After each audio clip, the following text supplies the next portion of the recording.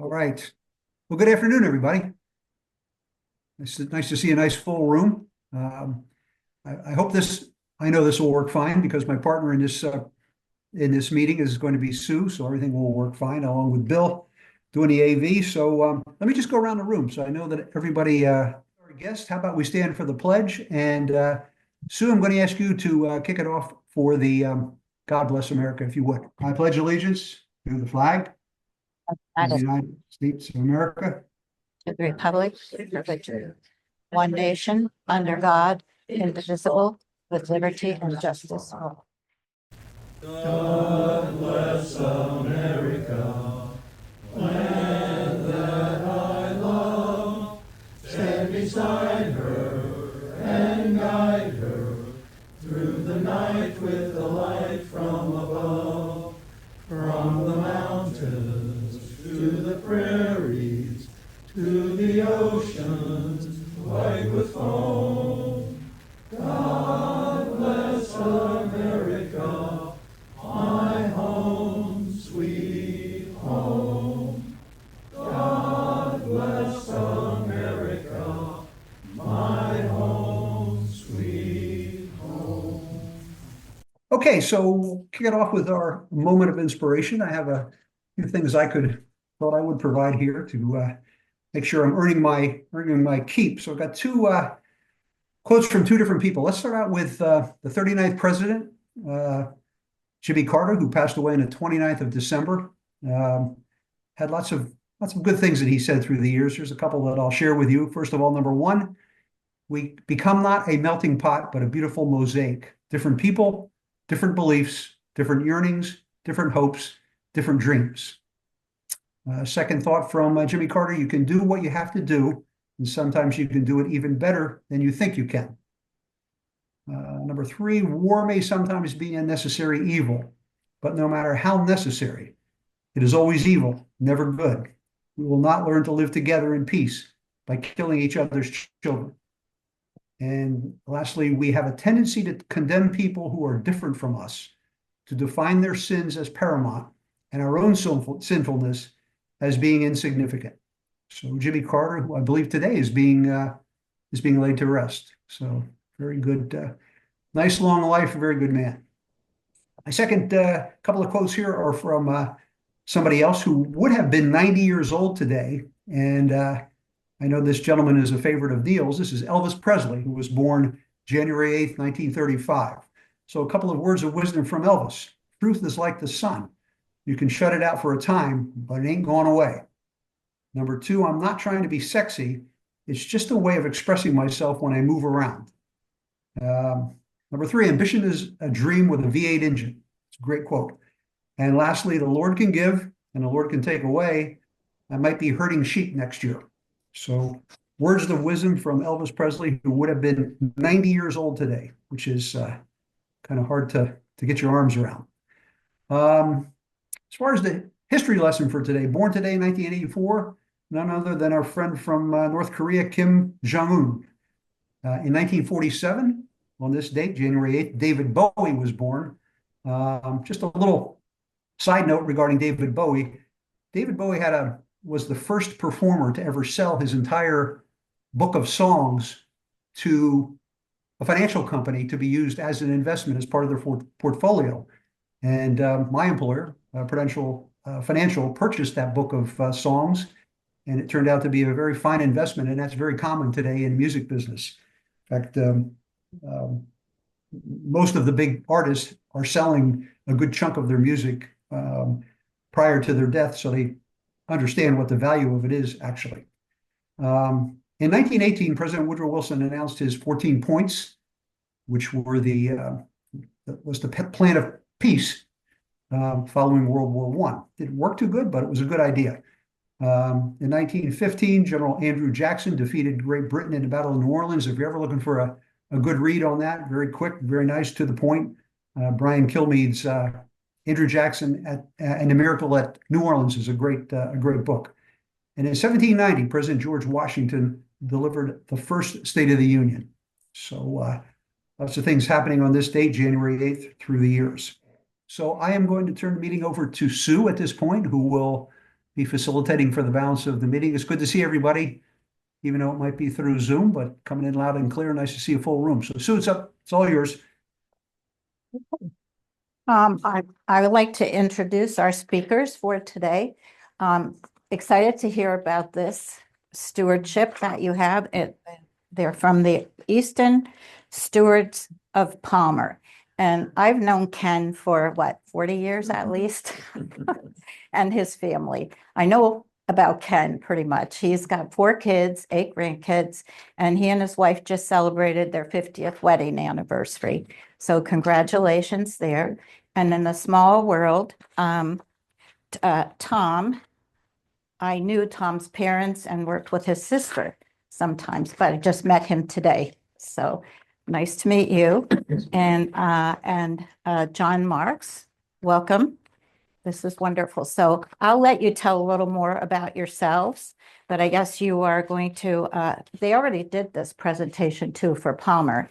And they have received a Palmer BIP Contributor Award. So we're happy to have you here. Well, I want to thank Sue and Neil for the invite.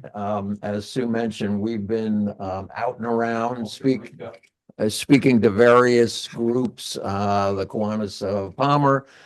We have also been around speaking to a lot of the different departments within Palmer Township. My name is Ken Stewards. Just a quick bio. I'm a retired IT executive and living in Palmer since 1974. We have 76 actually. We have been involved in our church and our community. And one of the things that I was very interested in, especially as I neared retirement, was getting involved in community service. So I had the opportunity, as a little bit of background, to join the Palmer Environmental Steering Committee, which is a group within Palmer Township. There were, I guess, six or more of us that over a period of time decided that we had enough with, at the time, the politics, some of the organizational issues that were going on, and we all resigned, but wanted to stay involved in the community. So 6 of us actually got together and decided we would create a volunteer organization, kind of a grassroots group of 6 members. And that's how we started. We're currently at about 9 or 10 core members, and we have about, I think, over 24 auxiliary members that help us out. Now, when we were with the Palmer Environmental Steering Committee, we had a reputation as being the tree huggers, the environmental folks. Now that we have become the Earth Stewards of Palmer, we've become kind of the litter picker-upper people. So Tom is going to get into some of the tonnage reports that we have. I think we're all very aware of what a disaster it is out there on our roads, within our communities, with litter, with bottles, everything. You wouldn't believe what we pick up sometimes. I like to say the good news is we don't find any bodies.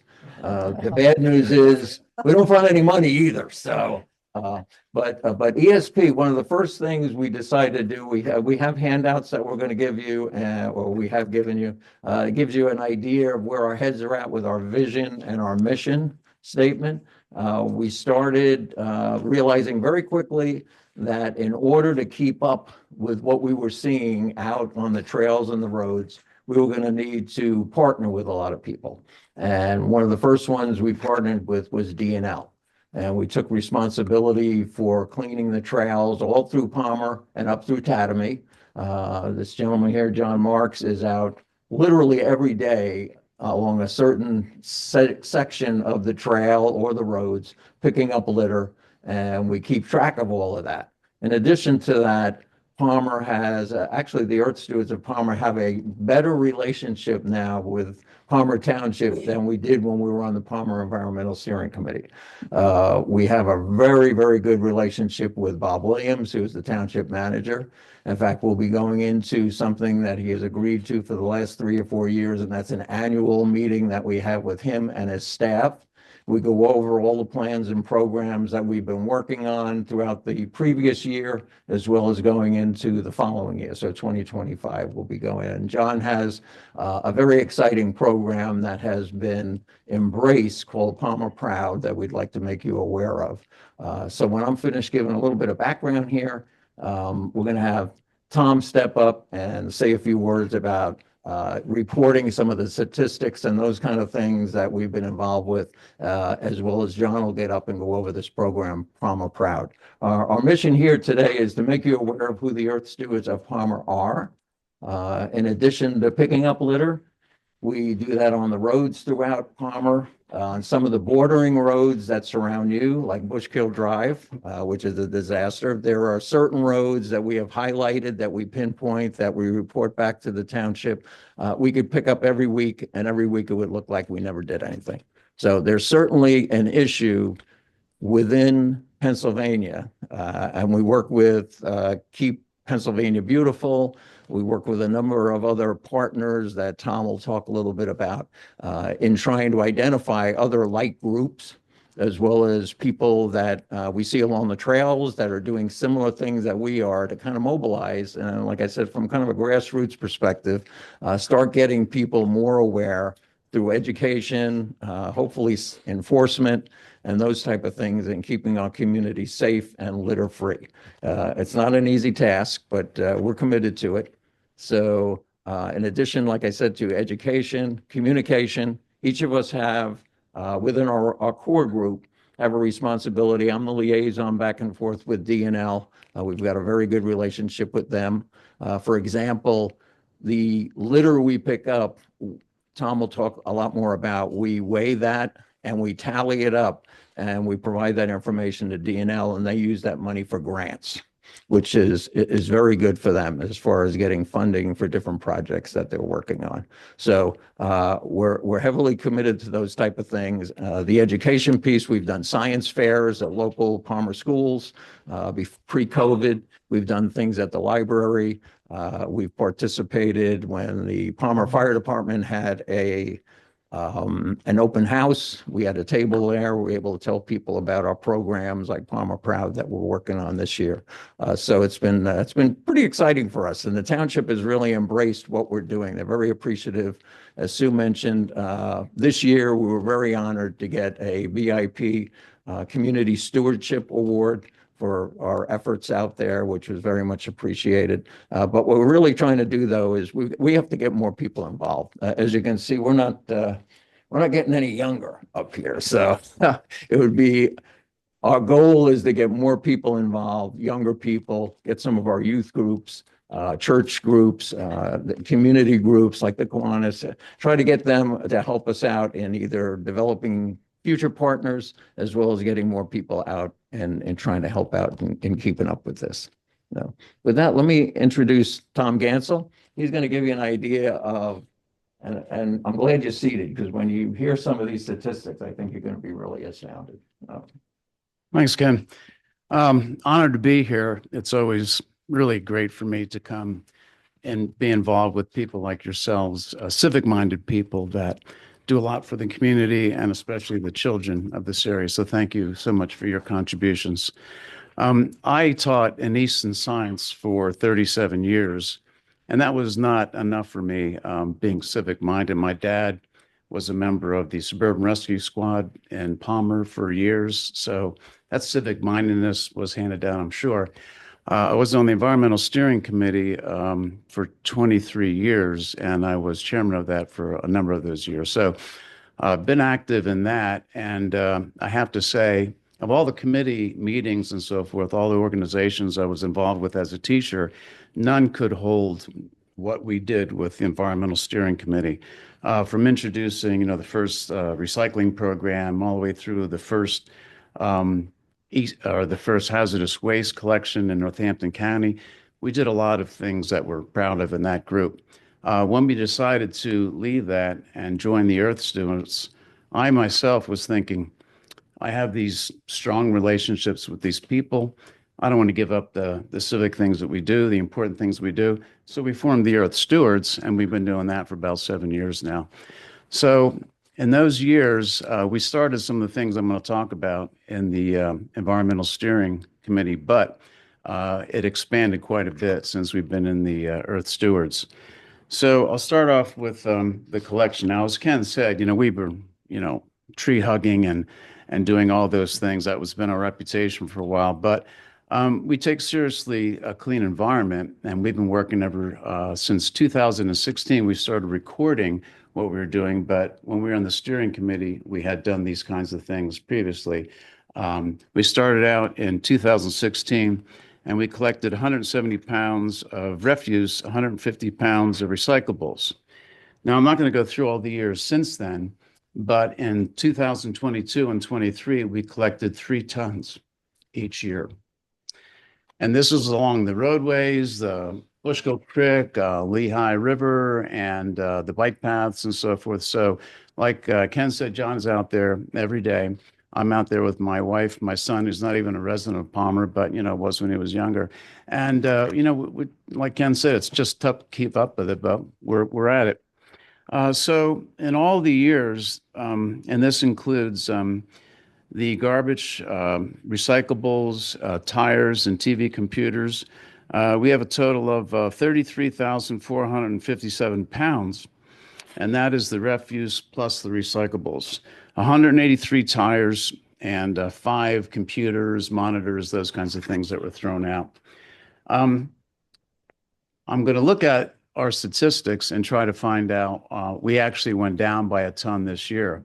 Our hope is that people are looking at cleaner paths, cleaner roadways, and thinking, why would I, mess this up? It just looks so great. We're hoping that we're making a difference in culture. Maybe we are, hopefully. But our goal is to keep it all clean for sure, and maybe it'll rub off. Ken mentioned the other groups. Since we've been the environmental stewards of Palmer, we understood that we're an outside group from Township activities. And what we're doing is what a lot of these groups do out there, volunteering hours and hours to take care of all types of things. So we started hooking up with these groups, and one after the other, we were helping them with their activities. They were helping us with our activities, and it really became a great situation. So let me just mention some of these quickly. We've been involved with CAT, C-A-T. This is the Coalition for Appropriate Transportation. They're out of Bethlehem, and we have helped them with a few projects, cleanup projects in the past. Trout Unlimited, we volunteer to help them clean the Bushkill once a year in their yearly activities. We also go to their meetings and keep in touch with those people, and that's pretty much in the spring. The Bushkill Stream Conservancy, we've helped them out with a couple different things like planting trees in the riparian zones around Bushkill Creek and so forth. So, we lend out our services to these other groups. We're in contact with them a lot.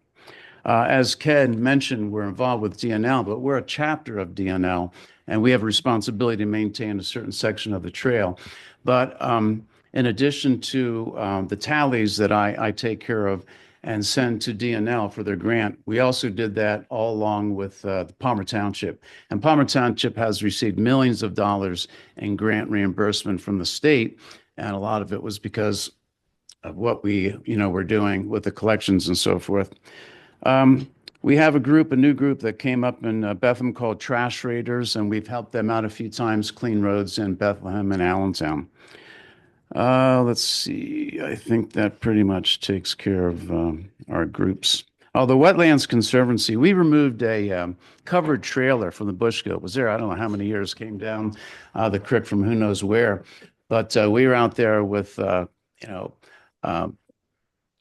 of our other members had a small tractor of sorts, and we pulled this thing out. I mean, it was just an incredible, I'd been sitting there, in plain view off the path for years and years, finally got that out of the way. So these are some of the things that we've been doing. So I'm pretty much done with that. So I'll turn it over to John. He'll talk about the Palmer Proud. And thank you for the offer to be here. Okay. Thank you. Thank you, John. And I echo Tom's comments as to how grateful we are that you folks do what you do, and especially bringing along children and bringing them up into programs, showing them civic pride as well too. Just to give you an idea who I am, my name is John Marks. I've been living in the Valley about 48 years. I worked at the county courthouse as a court stenographer for 25 years. And then I worked at the airport for TSA after I retired from the courthouse as a screening manager for TSA. So all the guys in uniform, I was a shift manager. I was the guy in the suit that if you had any issues with my subordinates, I was the one who hopefully took care of the issues. And then after retiring from them, I just have been enjoying life around the community. I have 5 grandkids and 2 sons who work for the city of Bethlehem. Well, actually, one retired as a sergeant in Bethlehem PD, and he's now over at Lehigh University as a sergeant on their police force right now. And on my spare time, I worked 36 years in the Coast Guard. I was active duty for 18 years and reservist for 18 years. So I've been around the block a few times, done a few things. That's why I stayed with the environmental aspects, because the Coast Guard, as you might not be aware, is very much involved with environment, pollution response, and marine, preservation of marine life. Any fish that you buy at a store or at a restaurant has to be approved by the Coast Guard as to the size of the fish when it's caught, certain size nets and so forth. So it's a lot of environmental work in the Coast Guard that I was responsible for. Other than that, I've been doing articles for Palmer Township's newsletter on a quarterly basis, and we pass them back and forth so everybody has a chance to review them, edit them, and then turn around and, we finalize it and it gets published in the Township newsletter. Back in November, the edition of the newsletter came out and it had an article that I drafted called Palmer Proud. And basically it was, if you live in a township, you're living here for a certain reason because you like what's available to you, the services that the township provides, the environment that you're living in, and so forth. And if you really want to be prideful of what you're doing and where you live at, make sure you adopt a storm drain, so when the litter comes down the road, instead of it going into the storm system, that is picked up and put into recyclables or into trash. And Zeke Bellis, who's one of the township supervisors, took a shine to the article, and he wanted to turn it into an actual community-wide effort, let's put it that way. And so we've been going out making presentations dealing with the Palmer Proud program. 23 August, it's a Saturday, 2025. So this coming August, we're going to have a community-wide cleanup event. We'd like to have as many people involved in it as possible from, any age group up, because we're going to do the trails, the parks, the streets, the neighborhoods, and so forth. And we're going to have a large dumpster over. Schrin Corporation is sponsoring us, and they're going to have on Hartley Avenue, they're going to have a large dumpster over there, and all the trash that's going to be collected on the 23rd of August, we're going to put in that dumpster and take photos and have it publicized and so forth, so that people can understand what a community effort will be to take care of themselves. Part of the Palmer Proud also deals with sort of along the lines of what you folks do. It is like with church groups, if they have a parishioner or a church member who's on the, not doing well health-wise or financially, and they need their property be, perked up a little bit, to take that on as an effort and an endeavor from them, that church, that organization, and take care of that parishioner. So that's doing a good deed for a member of your own organization. And that whole idea is all encapsulated within the handout that you have. But we do need as much participation on the day of the 23rd of August. And with all of our interfacing with the various community organizations, we're hopefully going to have a good turnout. And we're dependent upon people like yourselves to get other people involved in the issue. We have a website, and we also have an email address, and it's listed on the sheet. And if you're interested in communicating with us, volunteering, we have the website. You can register to participate in the program, and would very much appreciate your endeavors, taking part in it with us. Okay. Any questions on anything? Yes, Skip. I'm actually surprised if I understood you right, that you find rash along the bike path. Oh, yeah. Because I'm thinking, but my wife and I walk the bike path, various bike paths in the summer.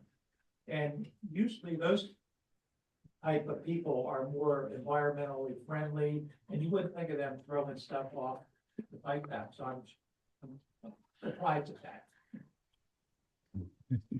A lot of people, when they're walking the trail, will have the little plastic wrapper around the hard candy that they, like to chew on as they're walking. Well, the wrapper goes to the side of the trail. Joggers have that quick energy little packet, go goo, they call it. There's a lot of stuff. They tear the top off. It's a little, tab, and then they ingest the goo out of the package. Both the tab and the packet ends up on the side of the trail. A lot of facial tissue, you wouldn't believe it. I'm out walking my dog every day. I walked 2.5 miles this morning with him, and I picked up two. The thing that really gets me is I pick up my dog litter and I bring it to the next barrel, and there's plenty of barrels along the trail. This morning I picked up 2 dog bag litters. One was sitting trail side. Somebody had picked it up, left the trail side, hoping to remember where it was on the way back to take it to a barrel. Another one was in the shrubs. Yeah. And I find that on a regular basis. People pick up their dog stuff, throw it into the woods. It would be better to leave the stuff unbagged trail side because it will dissipate in 2 weeks, whereas the bag will take 200 years to dissipate. And, it'll sit there decorating like a Christmas tree ornament sitting on the shrubs on the side of the trail. So I try to remove all that stuff purposely for one thing.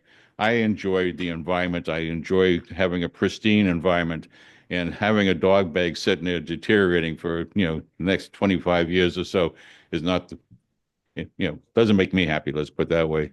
That's my pet peeve. But I'd skip that. It's not a lot of perpetrators that really litter our paths and so forth. John will tell you, because he's out there all the time, if he stops at the same spot where somebody, lets their dog waste there, he'll find that waste every day in the same spot. Coffee cups, the same coffee cup from the same establishment in the same place every day. So it's not your average person that you're talking about that has respect for the trails. It's a few handful of people that do the same thing every day. Obviously, they don't care. I know that Bill would remember this probably better. Probably 30 years ago, the Easton Kiwanis Club actually took care of Bushkill Drive, right? And a portion of it. Yeah. And we would go out on a weekend, and you'd be surprised. I mean, you wouldn't be surprised. You wouldn't be surprised. Some of the stuff we would find that we would pick up, we would have, I don't know, 8, 10 garbage bags for the stuff that we would pick up. We picked up everything from bicycles to, animal carcasses. Oh, yeah. You were talking about the same things, because I helped clean Bushkill Drive. It was the same menthol cigarette packs and the same Burger King bags, okay, that you could find them in the same spot. We just became too old to clean Bushkill Drive. We should let you sit down. We'll still ask our questions, but at Yeah, least. that's okay. We're okay. lunch won't get to. We're not stopping. Yeah. Okay, all right. No, in addition, and that's one of the things we found out was the trails, for the most part, people on the trails are very conscientious. What we also did in expanding some of our activities, working with DNL, we, for example, clean their parking lot. We clean the locks down by the lock house. You would not believe the amount of trash floating down the Lehigh. And we capture a lot of it in that little lagoon over by the lock house. We clean that out 2 or 3 times a year for them before they open the locks up to start using the canal boat. So we get a fraction of what's actually getting by there and going down into the Delaware. So a lot of what we do, and we've done articles, as John mentioned, every newsletter, we have an article on the watersheds, what the benefits are to all of Bushkill Creek, along the Bushkill, the Shennick, all of these different contributaries that go into the Delaware or the Lehigh. And our goal is to try to prevent as much pollution as we can getting into them, because we know where they eventually end up. down outside of Philadelphia. And by the way, all is the water from the Lehigh and the Delaware is all the water that we're using to drink. So, yes. I've been confused about what's being done with the plastics that we have, and plastics in our own house is always what fills up the bags. And I don't know what is really able to be recycled now, what isn't, what happens to the different numbered plastics. It depends upon where you live at, what your trash haul. You live in Palmer Township? I live in Forks now, but I came from Palmer's. Okay, well, I can only speak as to Palmer Township's recycling program. All the plastics that you put in the recycling program right now is sold by Waste Management to Mascaro and Sons, that then take it over down toward Reading and process it through a massive plant down there. The soft plastics, like all the wrap that comes off the your toilet paper when you buy, the multi-packs and so forth, all the wrap that comes off of the processed foods, like the hamburgers and that plastic wrap, all that stuff gets processed. The same thing for, like the 5-gallon pails with the thick plastic, they process that as well too. All the cans, bottles, you name it. Everything gets reprocessed, and Mascaro actually uses facilities within 25 miles of their transfer facility that will actually take the product and turn it back into original product again. So it's very good on that angle. What's happening is the industry has got to the point, like the water bottle, you always take the cap off because it's too thick plastic and so forth. No, if Mascaro tells you leave it on, because the simple fact is that the end user who's manufacturing it back into another plastic product has developed a process to take that thick plastic and utilize it as well too. So the more you put into the recycle bin, the better off it is in the long run. Question, since you seem to know about mascara, do they take plastics above number 5? No, No, okay. No. Same as shrimp. yeah. Yeah, and that's part of what we've been trying to do in kind of expanding our reach, working within the township. John, for example, went on a tour of Mascaro. We recently, the good news within Palmer, and I'm not sure how Forks is doing it, because we've had kind of a difficult time in trying to, and Easton, I guess, trying to break into their kind of inner circle on how they handle some of these things. But, Mascaro was more than interested in hosting some people from the Palmer Environmental Steering Committee, as well as the Earth Stewards. We went in there, we got a better education, and we agree. One of the things that's been suggested by one of our members who used to work for the county doing all the environmental programs like recycling and household hazardous waste is to start doing garbage audits. Bethlehem does those. They have people that go around and check your recycles and your garbage, and they'll leave a note on you. This pizza box should be in this bin, not in that bin. The other thing we have been pushing Bob Williams within Palmer is kind of a welcome package. I have a lot of new neighbors that have moved into my development, a lot of from outside of Pennsylvania. They don't realize when they're out cutting their grass, they're still bagging it. The landfills will not take it. They'll get fined if bags of grass show up in their environment. You've got to start mulching those kind of things. These are the kind of things I think education comes into play, where we really need to spend a lot more time and enforcement, by the way, which we've spoken to Bob about as well. The good news in working with Palmer is Bob Williams has really embraced, and his entire staff really appreciate, what we do and what we contribute and what we try to offer as solutions for things. And he has hired 2 to 3 people within his staff since taking over the last couple of years with environmental degrees, which has been really helpful with getting our new recycling plant, recycling area within Palmer off the ground. They've just gotten a huge grant. There's a slab being put in with a new setup on how you're going to be able to access that in and out. Ideally, we'd like to be like Bethlehem Township or the city of Bethlehem. Yeah, they make money on their recycling. So if you go off, is it Illick's Mill? Yeah. You go in there, they take everything. They take styrofoam, which we don't take, Palmer doesn't take. They take cardboard, they'll dispose of all, they'll shred things for you. No, They they make- don't shred anymore. They broke the machine. They're not spending money to put another one in. Oh, really? Okay. I wasn't aware of that, but I know they were very good about that. But you could bring literally almost everything. So, we're hoping to expand upon those things as well. One of the bigger problems we see, and this is what we spend a lot of time in our annual meeting with Bob, is what trends we're seeing. Again, we can pinpoint where a lot of construction debris is. Along Palmer down by the Glendon Bridge. If you go over to Hope Road by the boat launch, we clean up between the boat launch and Hope Road. That fishing boat road that gets you over to the boat launch, you would not believe the amount of tires that get thrown over the side. We have found latrines dumped over the side, and that's between the road, the trail, which is very narrow there, and the canal. So right now, there's over 30 tires sitting in that canal that we're trying to get out. We're going to try to mobilize with DNL and get some volunteers to try to help us take out. But we find couches, cut up hot tubs. I mean, it's just unbelievable what you see there. Mattresses. Mattress. We see literally everything. Hey, Yes. guys. Oh, Scott. Sorry. No. Somebody has a question. I'll go last. Go ahead. Take your question. We stopped for you. Go ahead. Okay, so actually, I have a comment, a question, and a request. First of all, I live on right off of Stone's Crossing, all the way at the end, very near Chain Dam Road, and I walk down there quite a bit. And I take a bag with me. And there's times I go through there, pick up a lot of stuff.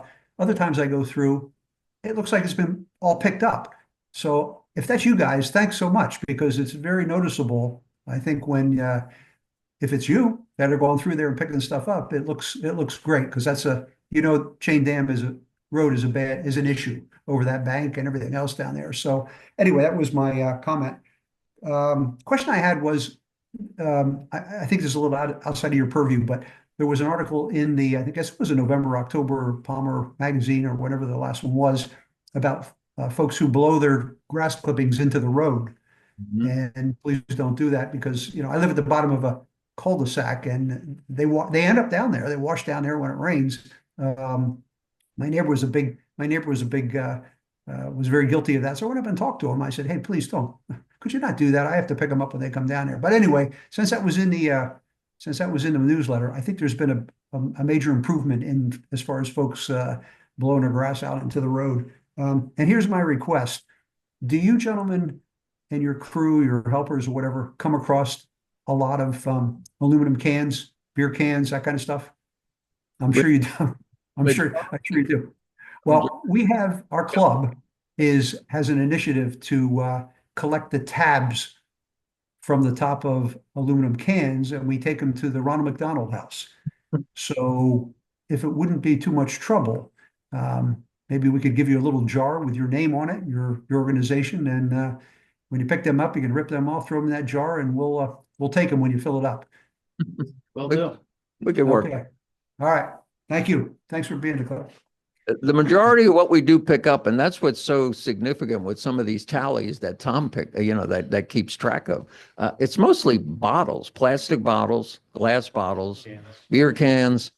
I can't tell you how many of those little alcohol bottles people are drinking and driving and tossing it. I mean, if we find 5 of them, we'll find 15 of them in kind of the same exact spot. So, the plastic, we're working on plastic bottles. We're working with the Palmer Environmental Steering Committee on that, plastic bags.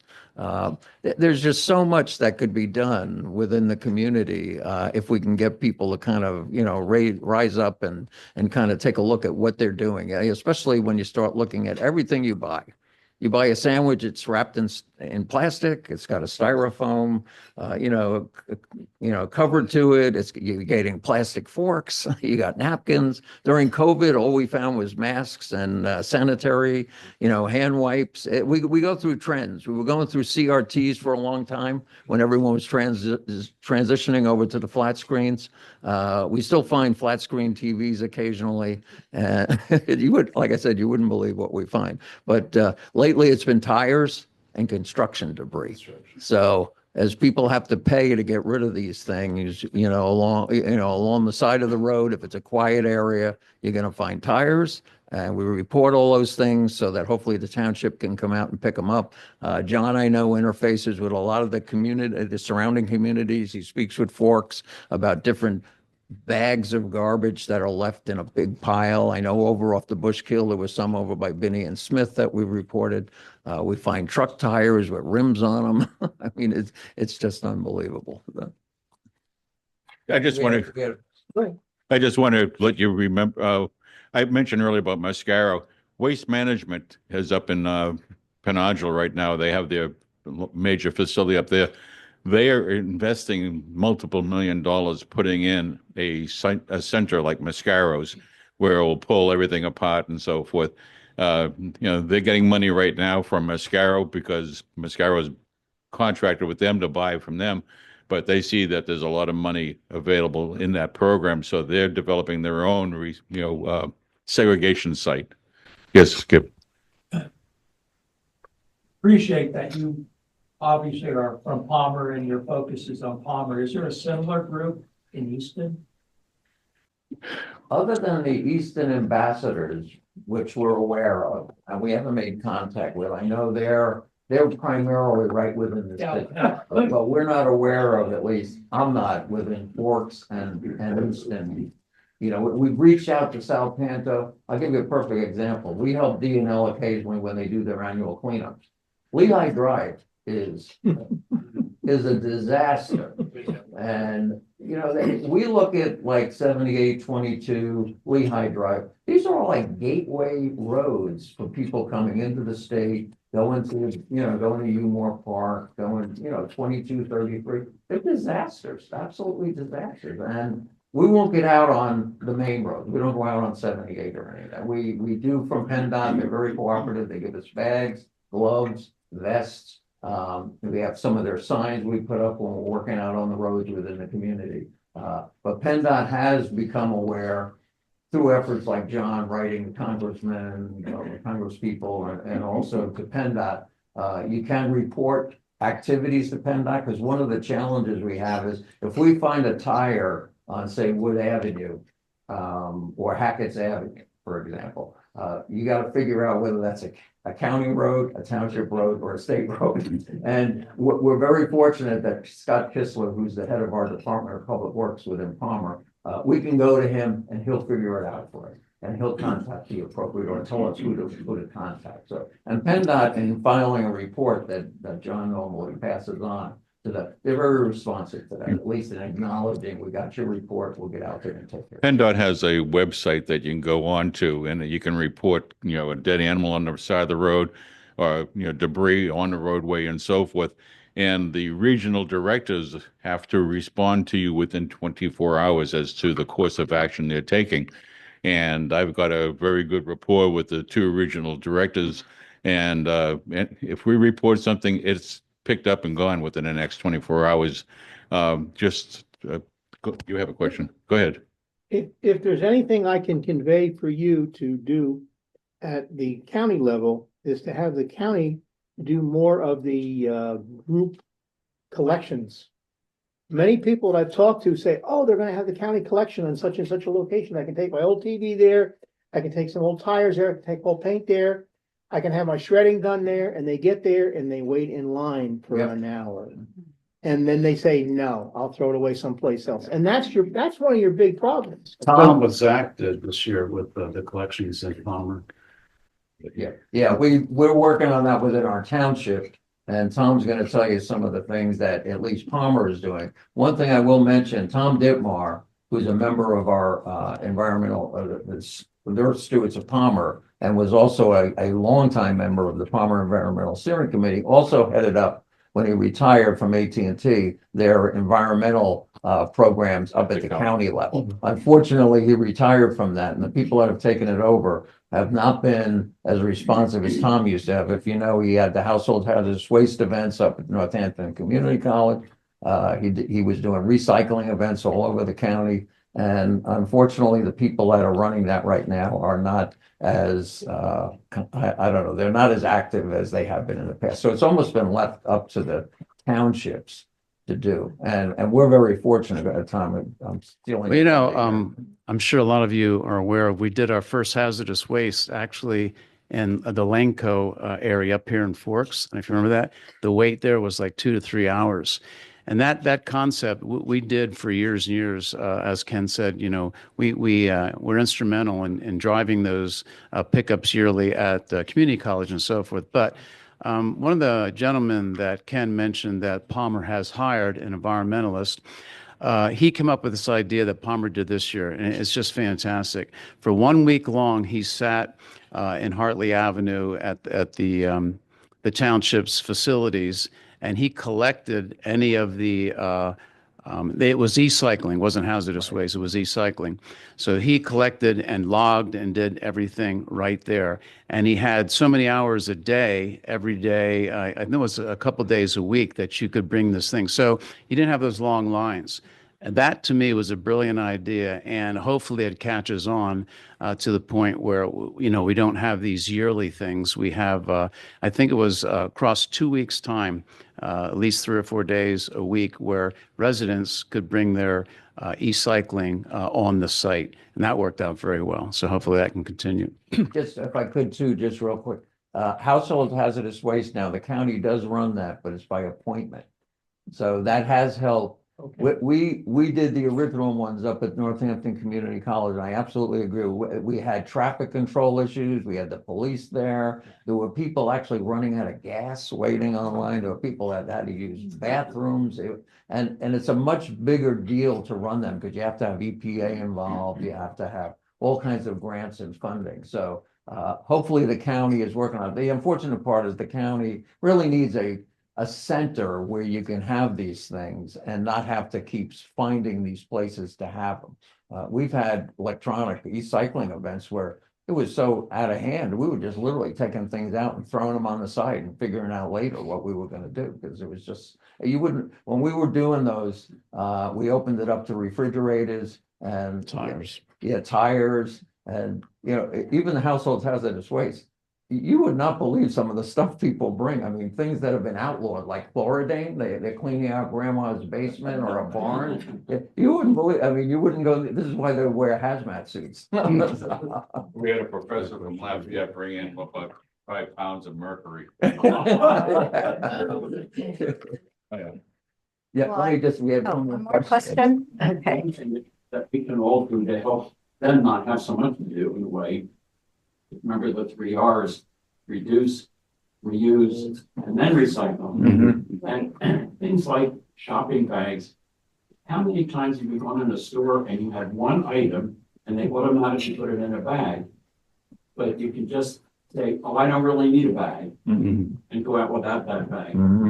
And these plastic bags that are so hard to get recycled in other places in Palmer, you can take them to your supermarket and get them there. So there are a lot of things that we can do just in our day-by-day lives that will help. And you can reuse a lot of stuff. All Goodwill and your churches and so forth are always glad to get clothing that will be used in some other location by someone, rather than becoming part of the huge junk that has to be dealt with.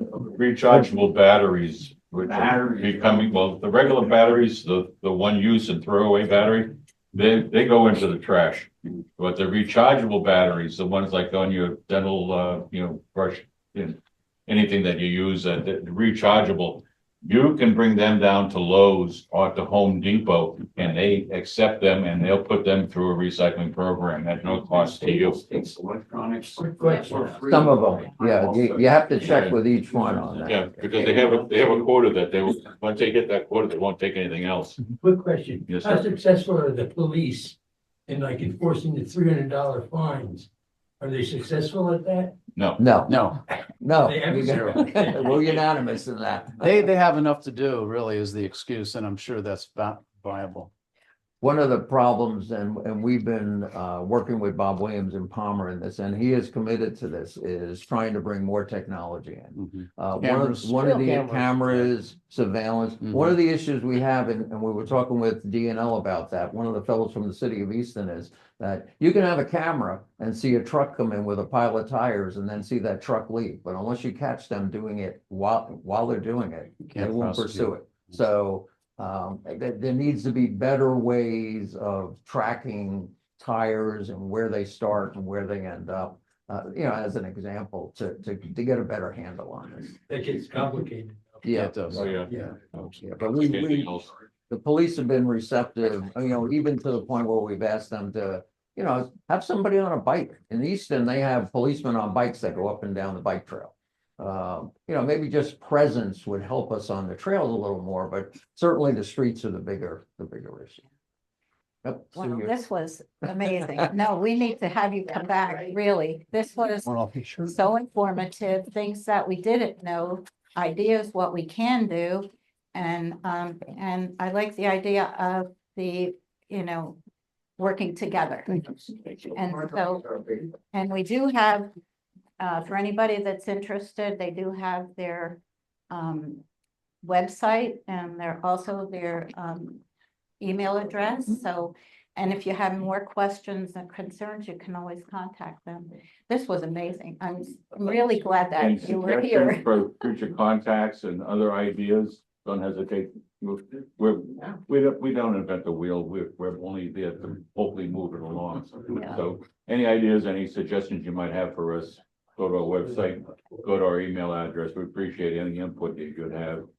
All right, well, thank you.